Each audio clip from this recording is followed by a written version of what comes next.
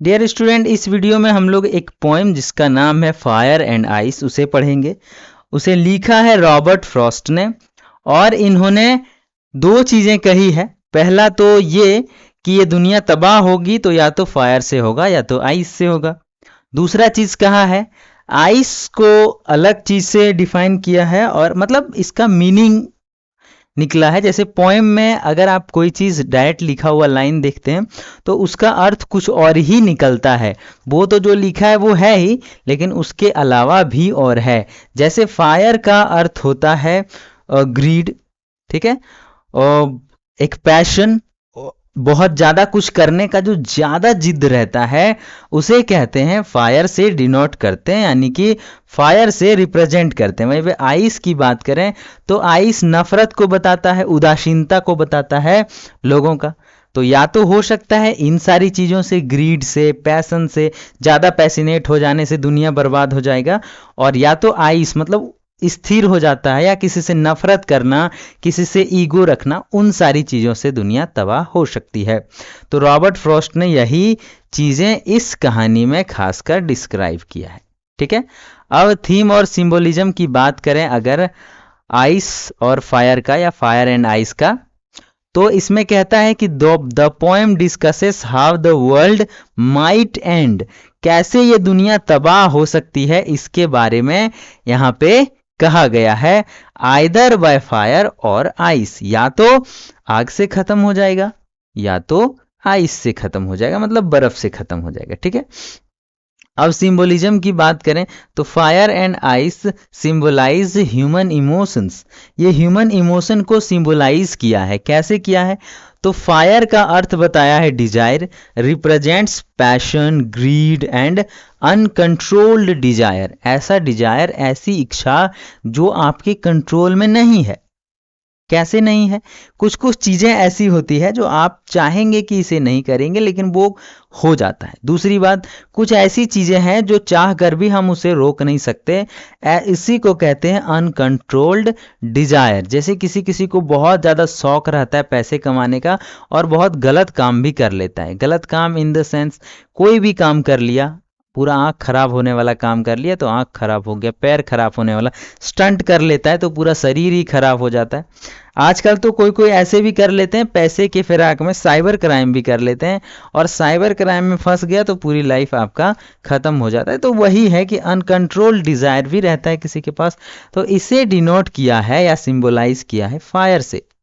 ठीक है, वहीं पे आइस की बात करें तो आइस रिप्रेजेंट करता है हैटर्ड को।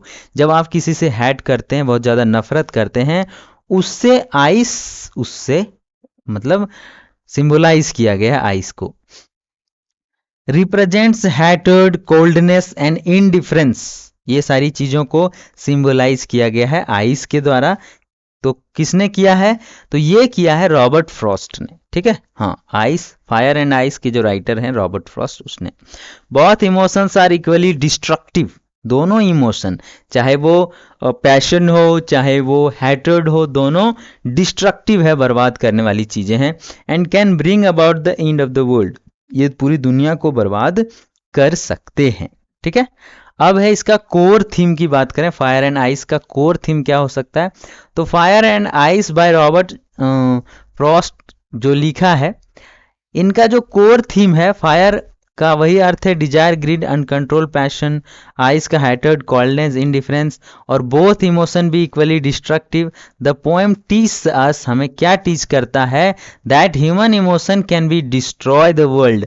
आप अगर ज्यादा इमोशन में हैं, ठीक है, बहुत ज्यादा आप इमोशनली किसी से कनेक्ट है, तो वो आपको बर्बाद भी कर सकता है। इस कहानी का, इस पोएम का यही समझाना चाह रहा है रॉबर्ट फ्रॉस्ट।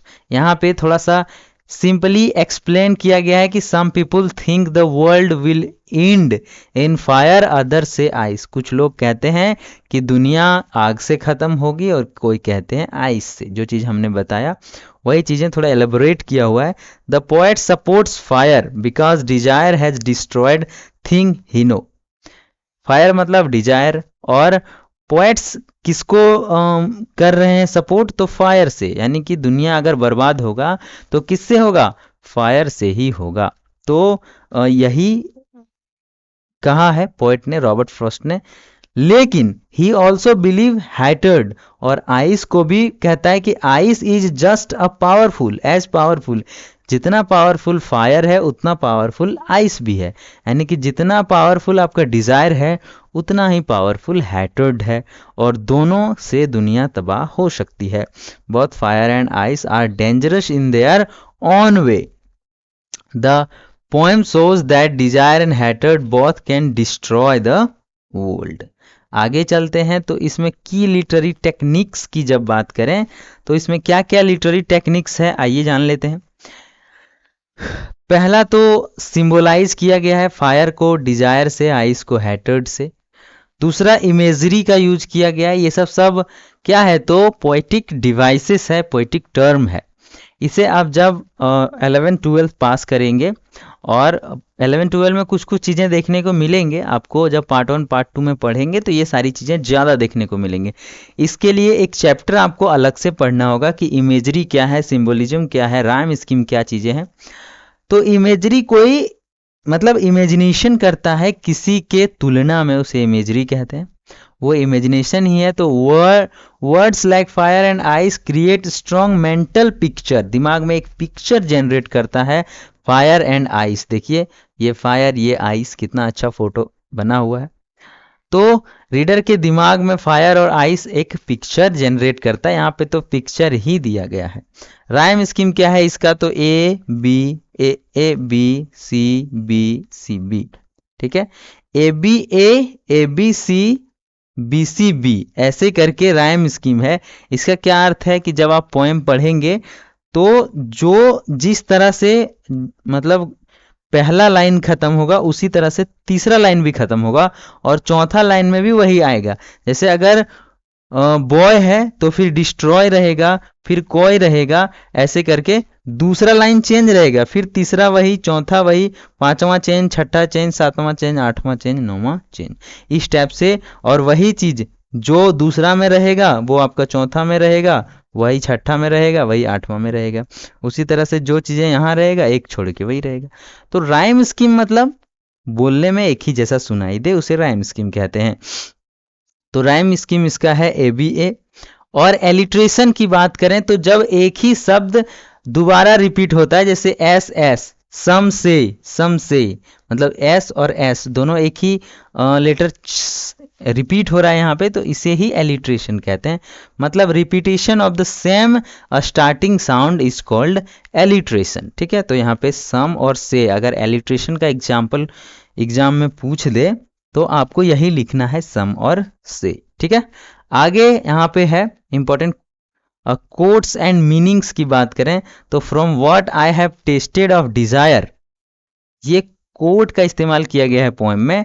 तो the poet has experience desire and understands it's power, वो डिजायर को कोट किया है, बताया है उसके बारे में, और उनके पावर के बारे में भी समझते हैं, ठीक है। हाँ, understands the power, it's power, यानी कि रॉबर्ट फ्रॉस्ट इसके पावर, डिजायर के पावर के बारे में, कि जब आप कोई चीज को डिजायर कर लेते हैं तो उसे पाने के लिए आप दुनिया बर्बाद कर सकते हैं या दुनिया में हलचल मचा सकते हैं। जैसे 12th फेल एक मूवी आया था, उसमें एक उसका डिजायर हो जाता है कि हम अपने बीवी को दिखाएंगे पढ़ के, और वो IPS बन जाता है। तो वो चीज है, जबकि वो 12th फेल रहता है फर्स्ट अटेम्प्ट में, ठीक है। तो कहने का मतलब है कि आप डिजायर को ऐसे समझ सकते हैं कि डिजायर आपके मन में बहुत चीज का परिवर्तन कर सकता है। इसका पावर रॉबर्ट फ्रॉस्ट जानते हैं, इसलिए वो कहते हैं कि अगर ये दुनिया बर्बाद होगा तो फायर से हो सकता है। अगला कोट है, I hold with those who favour fire, he believes desire can end the world. मतलब वह कहता है कि जो कहता है कि फायर से दुनिया बर्बाद होगा, हम उसी के साथ हैं, ठीक। आगे का कोट है, to say that for destruction ice is also great, और ये भी कहते हैं कि हैटर्ड इज इक्वली डेंजरस, यानी कि आइस का भी सपोर्ट करते हैं। आइस मतलब हैटर्ड, एक दूसरे से नफरत करना, तो नफरत में भी दुनिया क्या करते हैं तो तबाह कर सकते हैं, ठीक है। हाँ, तो वही चीज है, एक मेरे शादी में जरूर आना, उसमें भी यही होता है, नफरत करता है। 12th फेल में डिजायर करता है, प्यार करता है, तो भी आईपीएस बन जाता है। यहाँ पे नफरत करता है किसमें, तो मेरे शादी में जरूर आना एक मूवी है, तो उसमें देखिएगा कि हीरो क्या हो जाता है, तो उसमें आईएएस बन जाता है।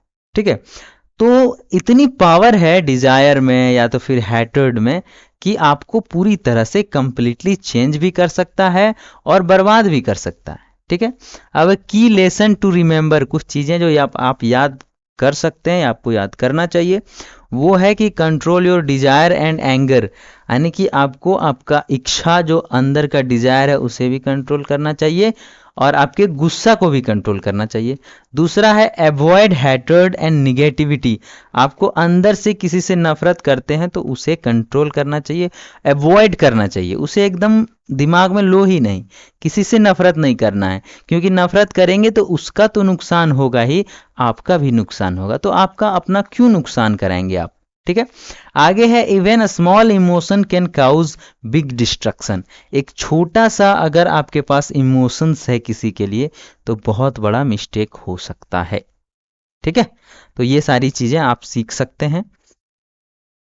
आगे है क्वेश्चन एंड आंसर की बात करें तो what is the main idea of the poem fire and ice, fire and ice का मेन आइडिया क्या है, तो the main idea of the poem fire and ice is, क्या है भाई, तो that the world could end due to two powerful emotions, desire, fire अर्थात desire और आइस अर्थात हैटर्ड, ये दोनों से दुनिया बर्बाद हो सकता है।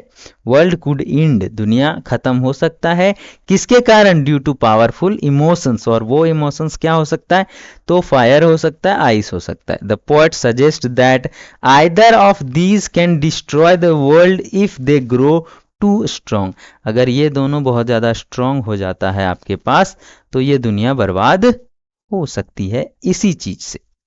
ठीक है, तो इस तरीके से आपका ये फायर एंड आइस चैप्टर समाप्त होता है।